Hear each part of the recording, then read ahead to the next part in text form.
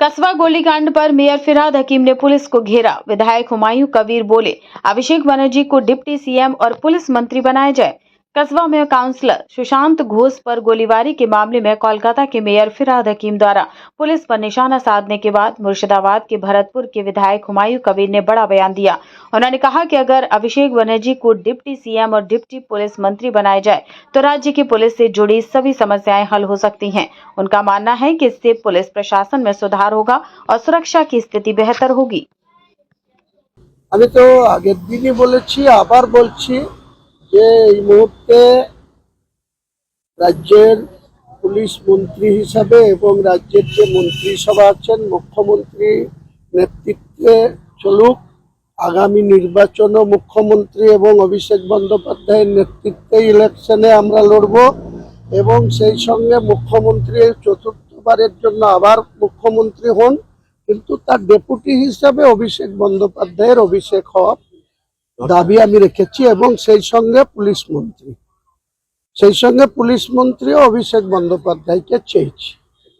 তাহলে ভালো হবে, পুলিশটা অনেক অবশ্যই ভালো হবে। অনেক পুলিশের আরো শৃঙ্খলা পরায়ণ বা আরো বেশি পরিশ্রম, পুলিশের কোথাও ছোটখাটো গাফিলতি আছে কিনা সেটা ফুল টাইমের একজন পুলিশ মন্ত্রী থাকলে আমার মনে হয় তার নজর এড়িয়ে কোনো ভালো কাজ ছাড়া কোনো খারাপ কাজে পুলিশ লিপ্ত থাকতে পারবে না।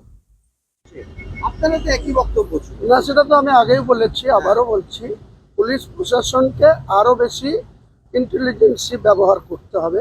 কোনো ঘটনা ঘটে যাওয়ার পরে স্টেপ নেওয়া আর আগে থেকে স্টেপ নেওয়ার মধ্যে সাধারণ মানুষ অনেক নিরাপত্তা আস্থা রাখে বা প্রশাসনের প্রতি আরো বেশি তাদের আস্থাশীল হয়।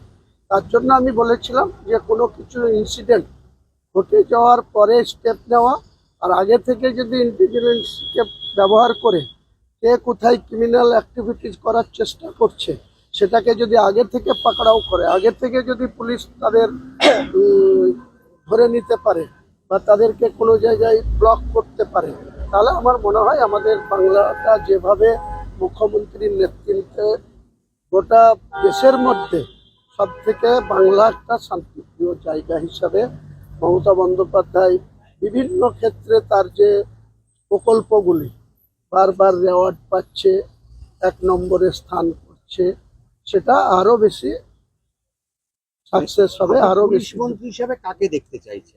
আমি তো আগেই বলেছি যে দিদির কাছে আমি অনুরোধ করে বলবো, আমাদের অনুরোধ করা, আবেদন করা, নিবেদন করা ছাড়া তো আমরা দলের কাছে বলার কিছু নেই। দলের নেতৃত্বের কাছে বলবো যে আমি পুলিশ মন্ত্রী হিসাবে এই মুহূর্তে ডেপুটি সিএম এবং পুলিশ মন্ত্রী হিসাবে অভিষেক বন্দ্যোপাধ্যায়কে দেখতে